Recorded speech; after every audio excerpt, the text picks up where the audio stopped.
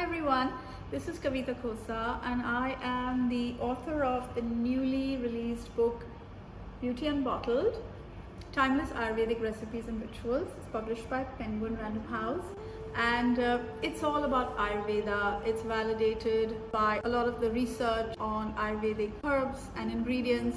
I've tried to bring that in with citations. It has lots and lots of recipes. I have a whole section on hair called Kesha Vignan. I talk about skincare and hair care from a modern science perspective, and then I give you the Ayurvedic perspective. I talk about how to make hair oils, how to make hair masks. I talk about even makeup, how to make some makeup like with beetroot and cacao, making your own foundation as well. There are some long lost forgotten recipes like surma, which is from my father who's 93, and how his grandmother used to make it when he was like 7 years old. He remembers it, and I still have that surma dani, which is surma is powder kohl made with stibnite, which you can actually buy, which is why I have a recipe which shows you how to make your own kohl, your own kajal. So yeah, I am excited for you to try out the recipes, to get this book, there's more than just recipes in it. I talk about taste, I talk about ingredients, I talk about yoga as well, I talk about some inner beauty rituals like Gandusha, which is oil pulling, and also how to make some things for your body like toothpaste and deodorant and things like that. So I hope you will get this, buy it for yourself, buy all these ingredients and enjoy playing, concocting with your loved one, your friend, your sister, your mother, your partner.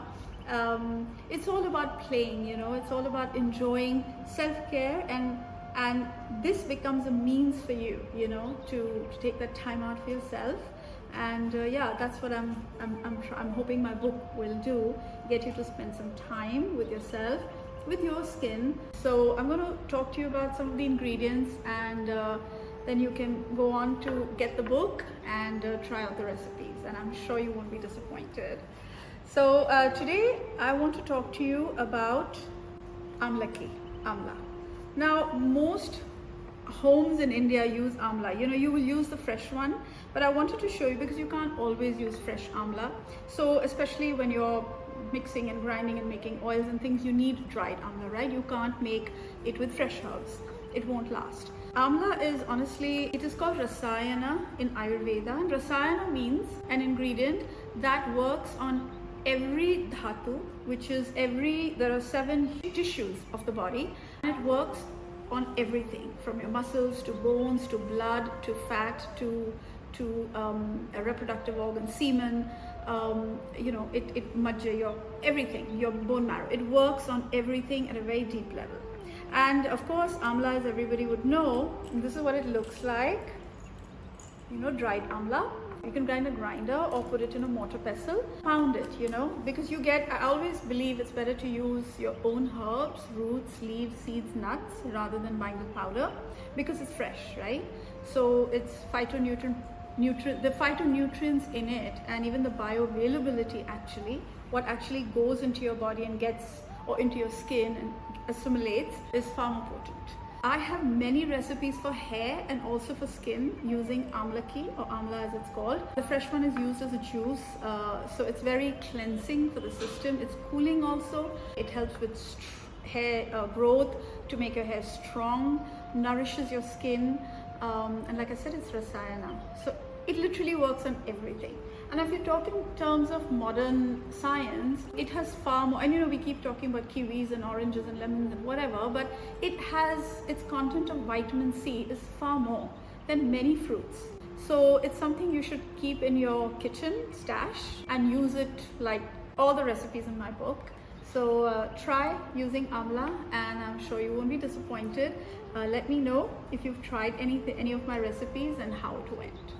I want to start with Yashti Madhu. I've talked a lot about it in my masterclasses. Yashti Madhu is also called mulakhi in Hindi, and it is called licorice in English. I think you may be familiar with this, but I don't know if you know what the root looks like. You see it in prepared formulations.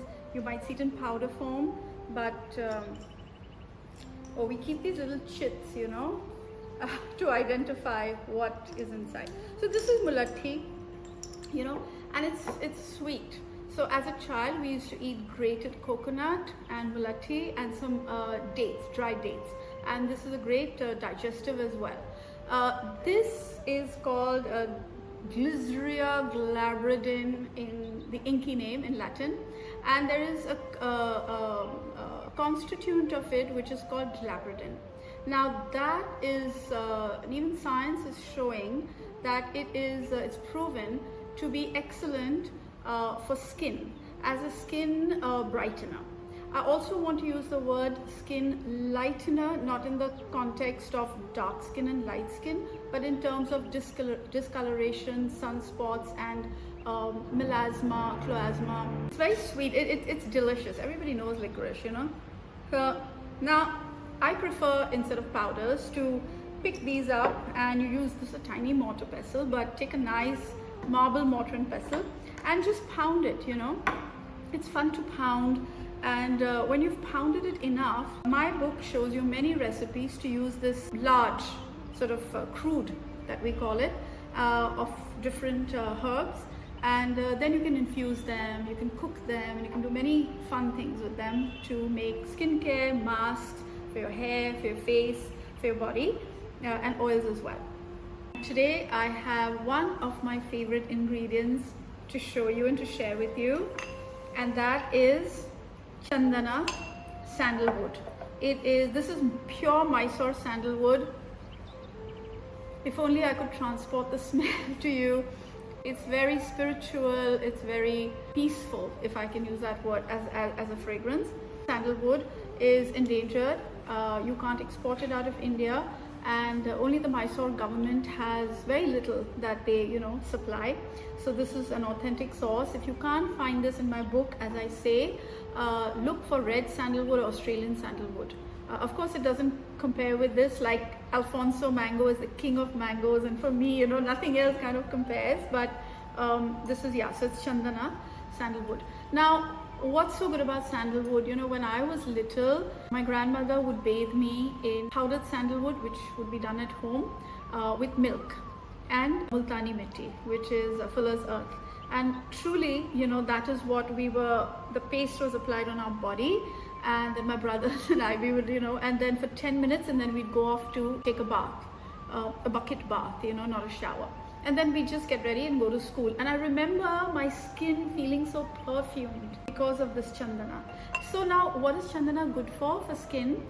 It's Shita, which is in Ayurveda cooling. It's very, very cooling for your skin. So if you have pitta, acne, even if you have vata, dry skin, this is excellent to cool the skin. It nourishes the skin. It is an excellent, again, brightener and lightener. When I say lightener, I of course mean it in the context of discoloration, brown spots, melasma, chloasma, hyperpigmentation, scarring, things like that. So chandana is one of my favorite ingredients, and what I do is, so you can take milk and dip it in milk, and then you can make, you can just scrape it, you know, scrape it on a marble, chakla as you call it, like any kind of surface, scrape it, and you start getting the paste out. So it's just an amazing ingredient. Try, if you can't get it, buy the Australian sandalwood and use it. If you can get the powder, get that, but I would prefer that you buy the stick and then you make your own powder. You can even grind it in the grinder. So try it and let me know how you like using this ingredient. I have lots of recipes with chandana in my book, so you can get the book and try out the recipes and let me know how you like them. Today I wanted to talk to you again about another herb that is fantastic for hair. Many people know of it. Maybe you don't know what it looks like in its real form, and I wanted to talk to you about how you can use it for hair and what kind of hair issues you can use it for. We are talking about this. Now I'm going to show you what it looks like, and then I'll tell you which one it is. So here, so I always like to, as I said, work with the stems, the roots, leaves, seeds, nuts. It's called Nirgundi Patti. Nirgundi is excellent for hair. It is quite often used by Ayurvedic doctors for alopecia. It is also used for premature graying of hair, of course to strengthen your hair, excellent for dandruff. Because I said it's Ushna, it's hot, so it clarifies, it detoxes, it clears, right? So your scalp, if you have congestion, if you have dandruff, if you have an oily scalp, it's a hot herb. So when you put hot water onto something, it cleans it out, right? So think of it that way. Hot is detoxing, it's clarifying, it's purifying, and it is cleansing, right? So Nirgundi, there is research that is showing that it helps with all these hair disorders and issues that I've just mentioned. Of course, you can take it, you can pound it. I always like to use the mortar pestle. You can pound it. My book has many hair recipes with Nirgundi, and I have explained its properties in the book. There is a whole chart, there's a whole table that explains all these Ayurvedic herbs, their properties, their benefits, and how you can use them. So there are lots of recipes.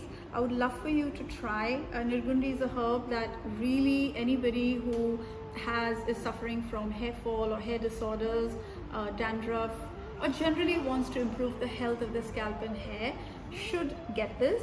My book has a resource handbook at the end of it where I tell you where online and offline you can buy all these herbs around the world. So I'm hoping you will try this and let me know how it goes and if it's helped you. Of course, patience and perseverance is key. You can't use it one time and expect miraculous results, but if you do it consistently for weeks using the recipes that I have given you, I'm quite sure you can see good results. Today I want to talk to you about a very special herb. Of course, all herbs are special, but on some days I find more special depending on my need. Today I wanted to talk about hair and hair oil and using this special herb for hair. Now, interestingly, in Ayurvedic texts, this herb is called gold for skin. Gold for skin, but it is more commonly used in hair oils and hair care. I'm actually really excited to experiment with it for my skincare, serums and things that I've been formulating with. But let me introduce to you Musta, Nagar Motha. These are two common names it's called with. Now, it's a very, here you can see what it looks like. It's kind of little hairy bits, and it smells really lovely. It smells really lovely. So what we do is, as I've always said, I like to pound and crush the entire seed or the herb or the root and use it in oils, and I can use it even as a scrub, exfoliant for the body, the skin, the face, and the hair as well.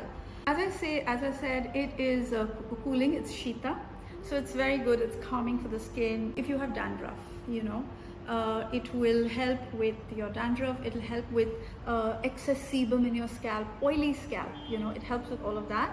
And it is called Twak Doshahar, which means Twak is skin, dosha is any kind of disorder, and har is to get rid of or to kill.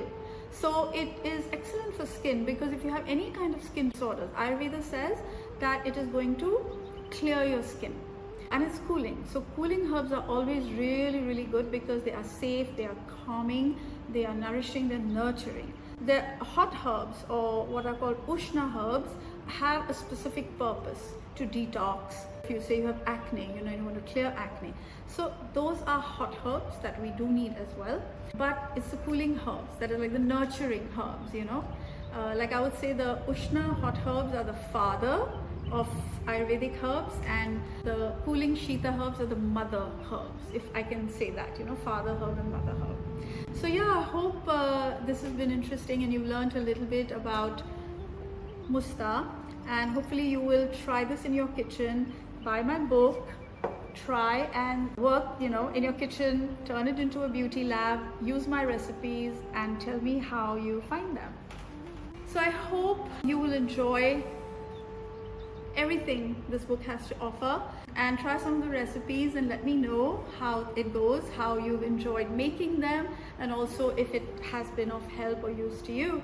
And yeah, see you soon. Bye.